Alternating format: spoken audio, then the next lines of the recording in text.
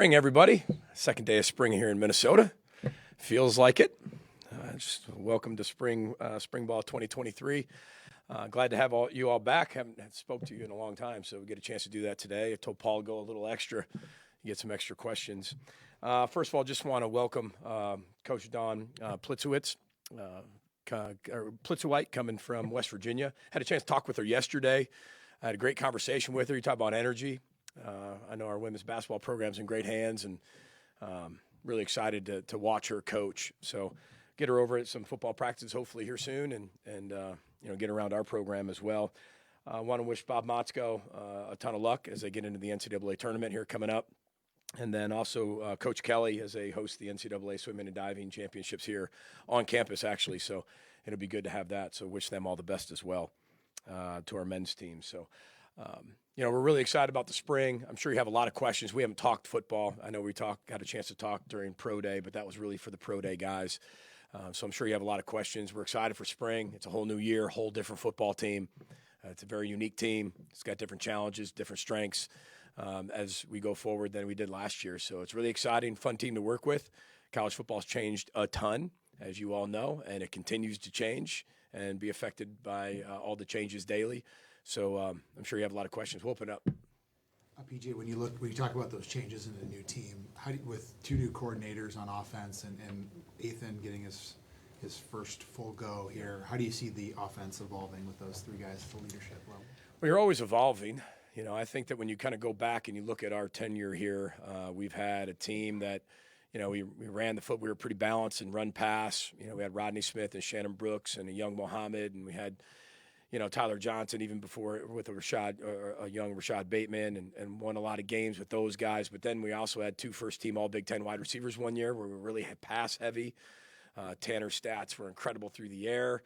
Of course, we always had a good ground game, but the pass was the main focus because the personnel in that particular year allowed us to do those things we were doing. Then you look at last year, and we have arguably the greatest running back in the history of the University of Minnesota, and why wouldn't you give the ball to him almost every single play? We were a little banged up and thin at wideout. And, so I think a sign of a really good balanced football team, right? Balance isn't just about offense or just about running and passing. Balanced offense has to do with, are your playmakers touching the ball enough to make a ton of plays to score a lot of points? Now, you can have a lot of playmakers like we did back in 2019, a ton of them. Everywhere you look, there was another playmaker. You got to have a little bit of luck with that, staying healthy as well. And last year we had a few, and they touched the ball an awful lot. I mean, look at Brevin Spanford, look at Daniel Jackson, Mohamed Ibrahim. Those are really our playmakers. We'd like to be able to say we want to have more than that. When you look at 19, we had that. So I think we're looking at doing everything we can to make sure that the playmakers on this particular football team touch the ball as much as they possibly can, whether that is through the air, whether that's through the ground. How that looks different, we're going to find out. That's what we're building as we continue to go. And we haven't even played football yet. This is the first time in the next 6 weeks we get a chance to play football. So shaping that offense is going to be a lot of fun because there's a lot of guys on here I'm sure you're going to ask me about. I can't even answer the question because I haven't seen them play football yet live. We've got walkthroughs, we've had meeting time, we've had, mat drills, we've had winter conditioning, but I haven't had a chance to really work with them in football, neither of our coaches. So we're excited to do that for sure. But we're definitely going to look different just because it's a different team. Now, what that different looks like, we're going to find out. And that's the fun of this whole thing. You get to build your team as you get closer to September. So that's the fun part of the offseason. Will it be Greg or Matt calling the plays? We're going to keep that internal just for right now. They both called plays. And they are, they're really good friends. They spend a ton of time together off the field with their families. In the office, they have an unbelievable working relationship. They both called plays. Matt's he's called most of our bowl games here. Greg's called plays at Western Michigan.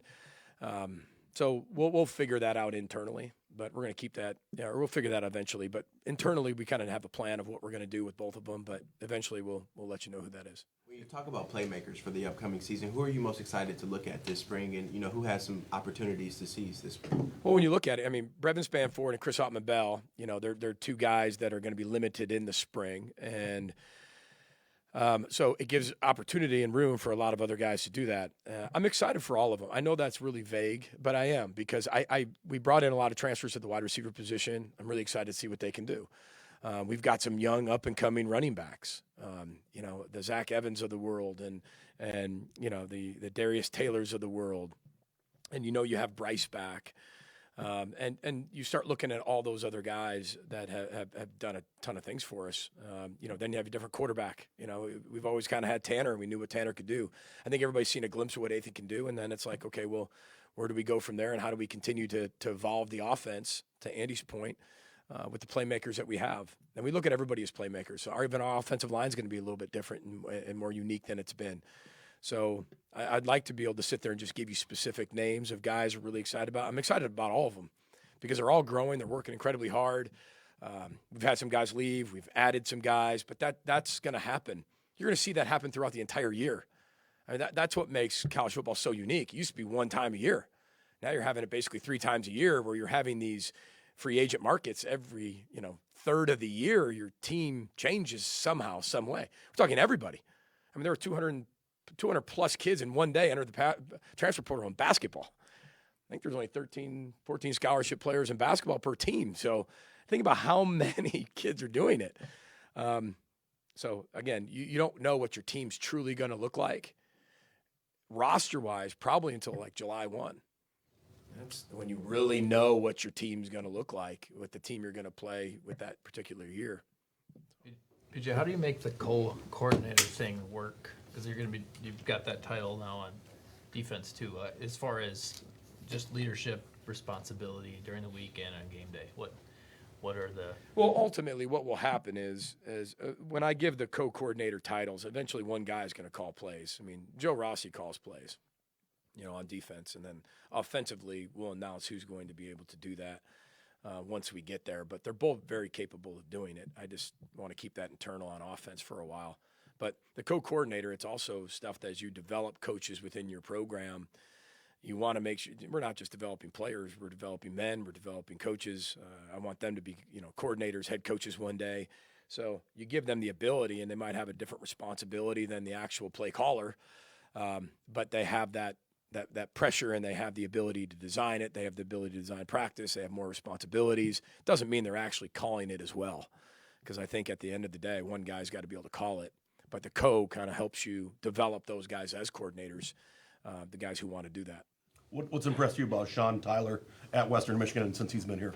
Yeah, Sean's one of those running backs that that we talked about. We're really excited about having, and also Max Grant, I think, has had a great offseason as well. So Newt can throw Newbin in there too, and he's one guy that can do a ton for us. But Sean can really run. And I haven't had a chance, again, to work with him personally, but we have guys on our staff who did work with him personally and know how good of a player he can be. He's got legit speed. I mean, he is tightly wound. He's twitched. He's explosive.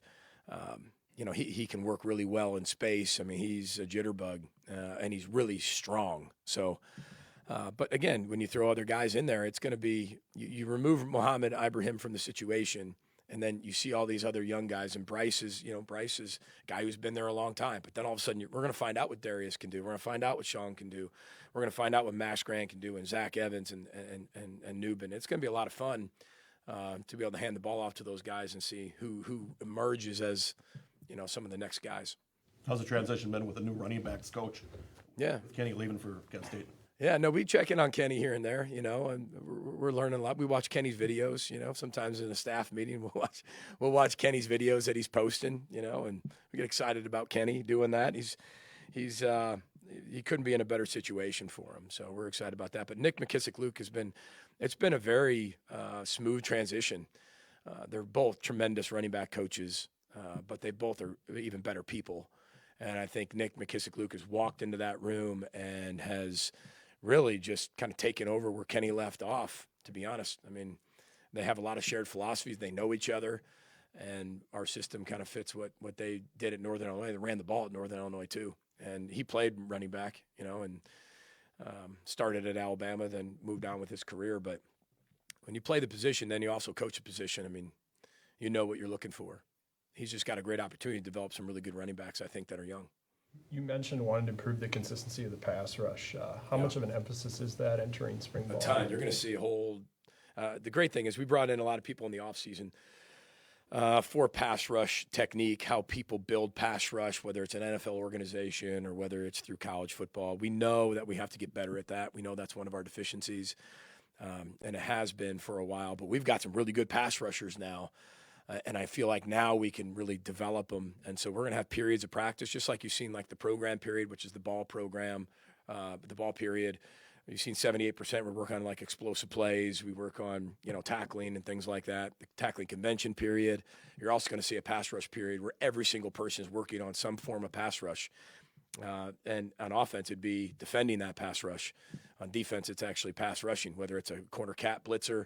So we have this series of progressions of what we're going to teach. Now, we're going to be elite pass rushers tomorrow? Probably not.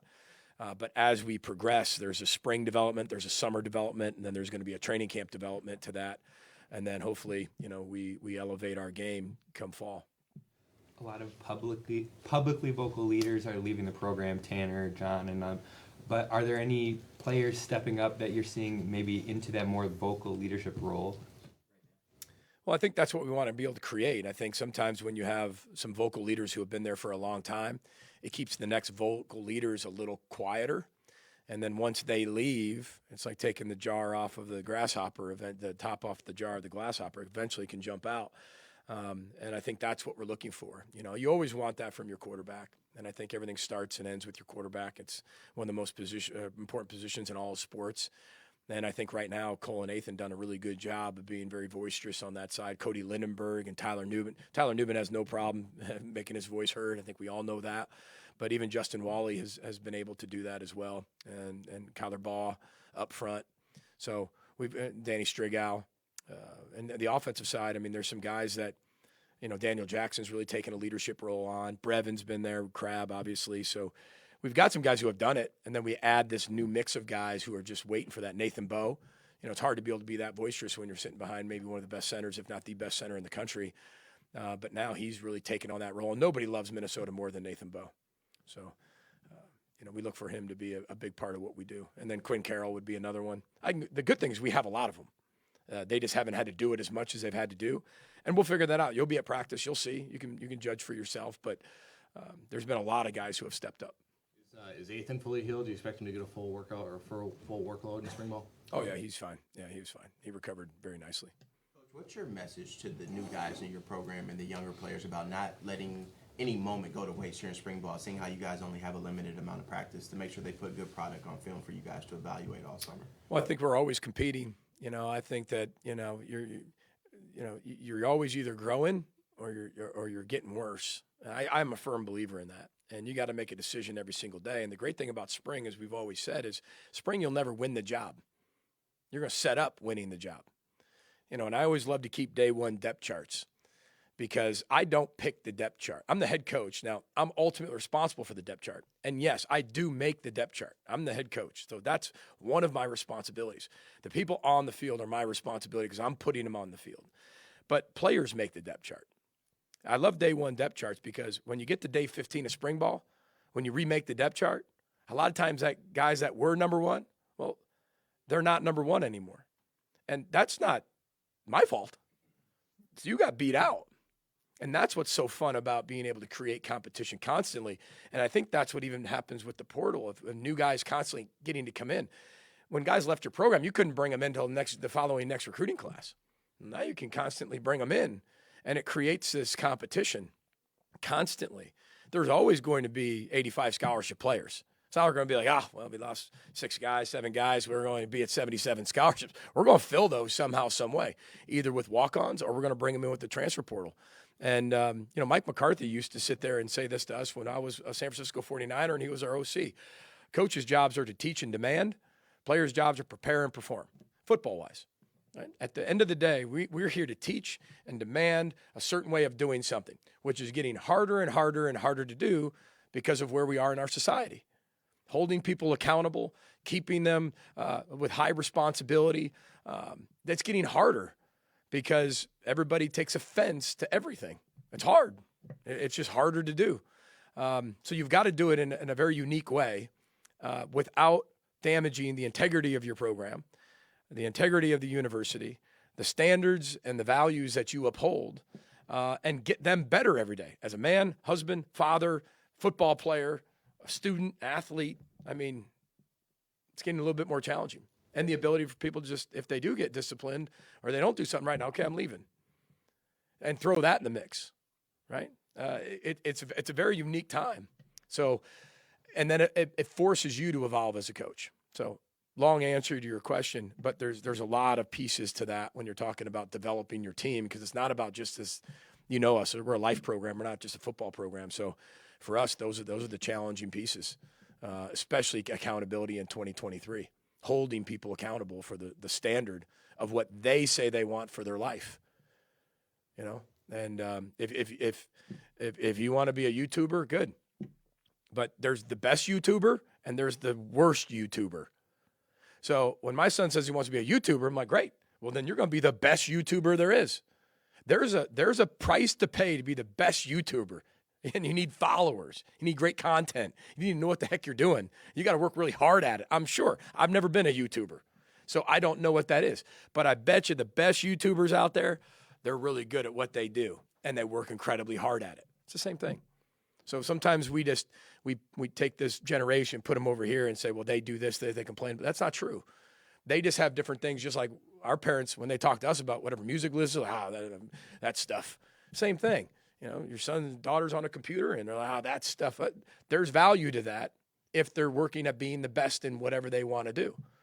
But being their best is what the focus should be, not the best. The best is subjective. PJ, what's the status of Dalen Wright with the program? He's no longer on the roster. And just like my normal standard policy, whether they're not on the roster, whether in the portal, whether somewhere, we just don't talk about players that aren't here anymore. But if they're not here anymore, you know, wish them 100% success and wish them the best and always support them. And we'll do anything for them. What went into the decision to build an analyst staff here in the offseason? Well, the decision was, it made it pretty easy. We got more money in our staff pool, so I was able to create some positions, which was really good for us. And I think that having other people around with even more expertise adds value to the staff. It's more opinions in the room. It gives you the ability as a coach to, you know how I love to hire from within. And it gives you the ability to keep building coaches within your organization that when things do open, you can just hire from within and keep elevating coaches, and you don't have to retrain people. And then also everybody has different expertise on certain things. And the way college football is changing, whether it's defensively or offensively, the systems are changing. It's good to have more input. And you can keep developing coaches that way. So I'm very grateful to our administration that they allowed me to have some more people on staff and create some positions. And we've got more student coaches than we've ever had, people who want to be coaches, which is really exciting as an educator and a teacher, that a lot of young people want to do it too. Along those lines, how's Winston been now as you're a former player who's now back already? We had a number 46 reference today in our defensive room. So he's not too far removed from being a player, which is crazy because when I watch him coach, it energizes me. And that takes a lot. He is so young, but age is a number. That just proves that it's a number. You would think Winston has been coaching 30 years. The attention to detail, the way he teaches, the way he motivates, his energy level, his detail, his organization, his confidence in what he believes in, the way he handles himself. We all love talking to Winston as a player. He was easy. He'd come up here. He was a great interview. He's that way as a coach with his players. And I think one of the best attributes you can have as a coach is, do your players want to play for you? And I know this, with the 3 months he's been here, our guys want to play for him. And there's been a completely different energy shift, right? And attention to detail and want to and togetherness inside that room. And that's a direct reflection of Winston.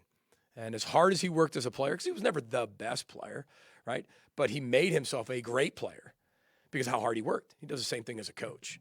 But like I said, the best, I went into his room the other day and I sat there and I told the entire staff, I said, if you want to watch one of the best position meetings, you need to watch Winston's. And the great thing Grimmy, what I can do now is I say that about a lot of our coaches.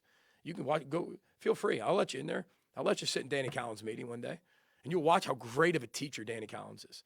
And you'll see how great of a teacher Joe Rossi is. And you'll see, what a great teacher Winston is. And you're going to see what a great teacher. We have great teachers. It's so fun to watch them. And especially when you've coached them. And then you knew they wanted to be a coach.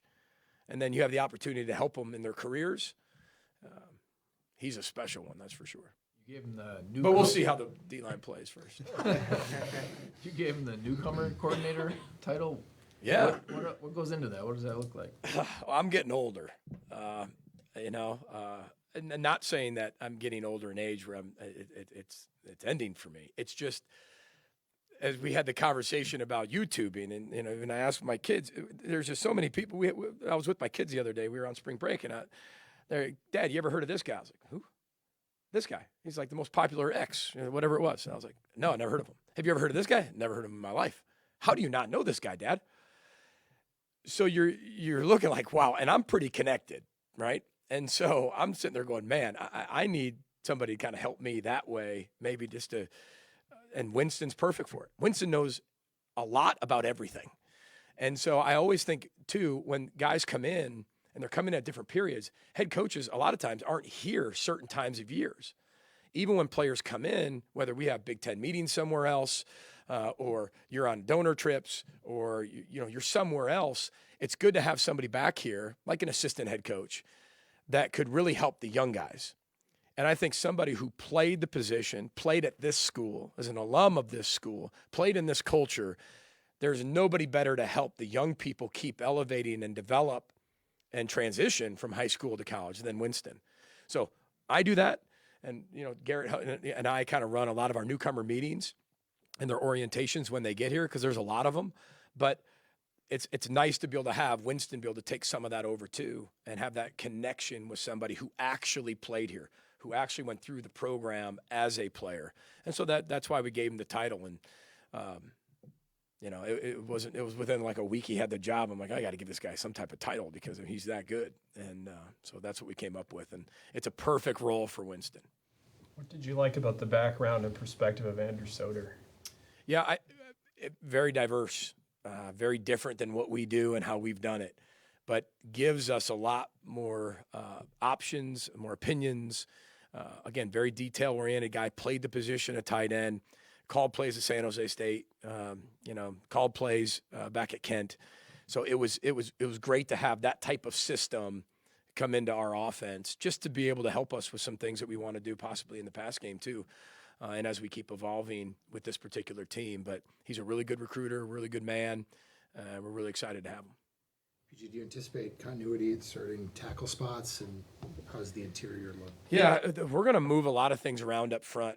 Us, we play 8-9 guys. You're going to have 5 starters, and then you're going to find rotations. Like one year we had 6. I said we had 6 starters, right, because we had a lot of offensive linemen. But what a lot of these guys can do that are this particular team is they can play tackle, but they can play guard. Some can play center as well.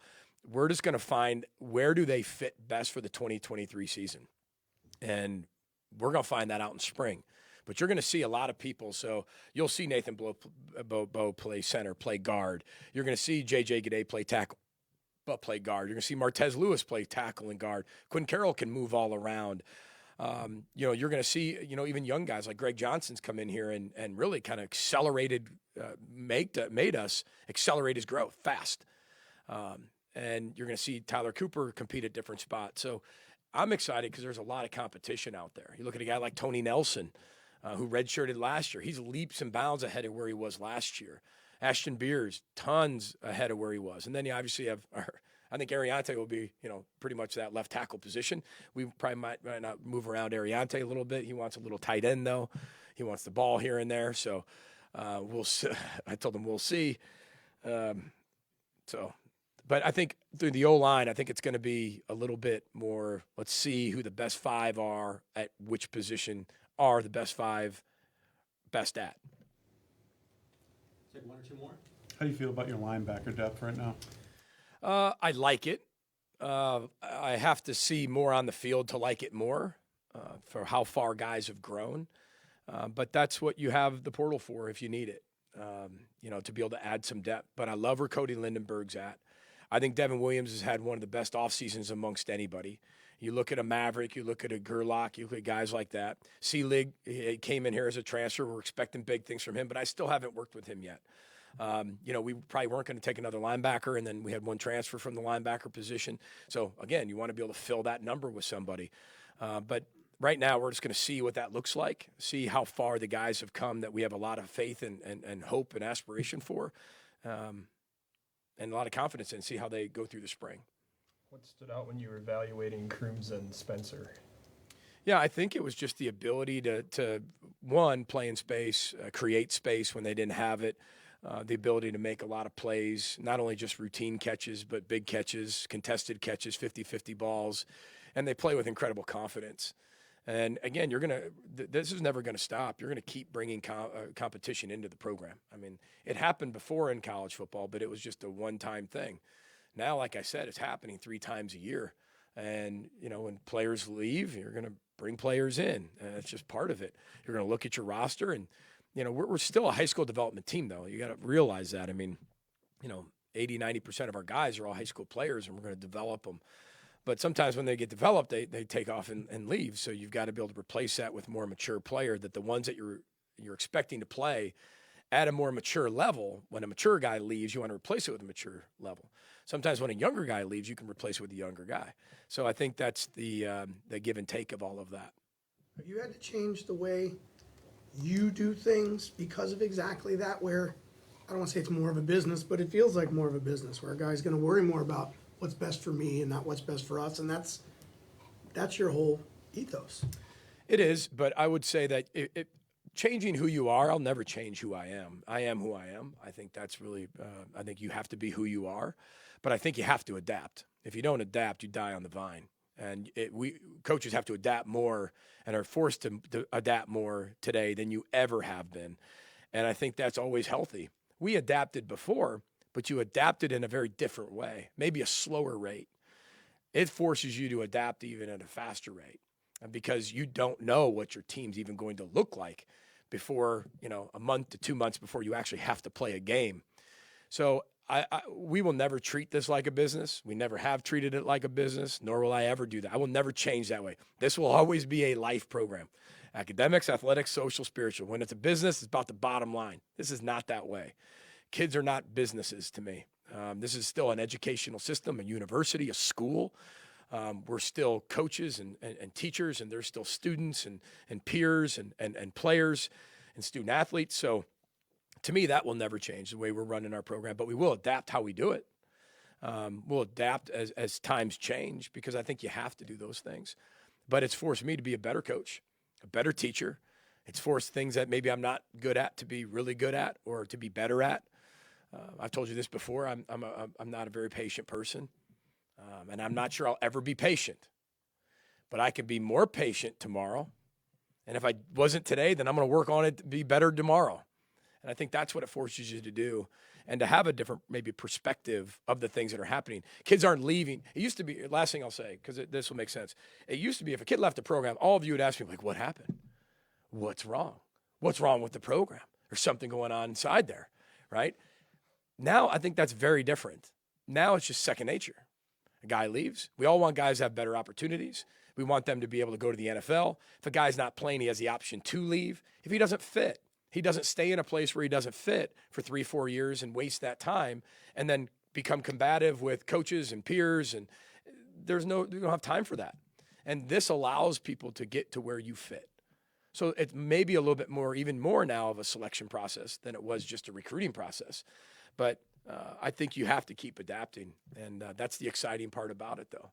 But to say that, I'm never going to look at it from the eyes of how we look at a football program, I mean, it's still a life program and always will be. A question I have for you: how has the NIL impacted you so far in recruiting, in terms of has it hurt you, or are you guys benefiting from the NIL? Well, I think it's just like the transfer portal, because it gets lumped into those changes of college football. We benefited off NIL. We benefited off the transfer portal. And we've been hurt by the transfer portal and hurt by NIL. So I think it's give and take, and every program deals with it. But I do think I can speak on this. Our players are tremendous with the NIL.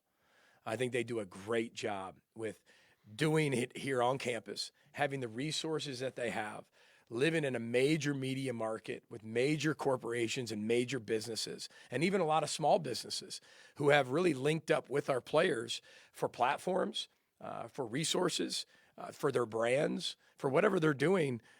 It's been very healthy that way. And you could look at it two different ways. You're going to give a lot of these young people a lot of money and they're not going to do very well with it. Or you can say, hey, they're going to have a lot of money at a younger age. If you have the right programs in place, that it's not looked at as a business, and you have an educational system behind that. Think about if we all started making way more money at 17, 18 years old. One, how more fiscally responsible maybe we would all have been instead of making those decisions and those mistakes at 25 to 30. Maybe they can get them out of the way. And if not, if they're making the good decisions, which you hope your life program's helping them, then you can actually help them take that money and invest it, do really smart things with it, give it away, open their own 501c3s, charities, do things and do good with it. Right? So, I mean, there's a lot of things that can elevate your life or destroy your life, and they're all pretty much the same thing. It's just how you use it. So, but again, it's one of those things in college football that make it very unique and different. I think young people are picking schools a little bit more based on packages that you have instead of just saying, where's the best fit? But again, for me, it'll always be the best fit. And it kind of weeds people out pretty quickly based on what your belief is and who you are as a person, how you run your program. So that's what I mean. It's constantly moving. There's nothing boring about college football right now in our profession. So that's for sure. But I look forward to sharing our team with all of you. I look forward to seeing you at practices. Look forward to doing this a lot more. So I think you'll enjoy this football team. They're fun to coach, and we'll find out what they can do here soon. So row the boat, sky 'em out, go Gophers. Happy spring. See ya.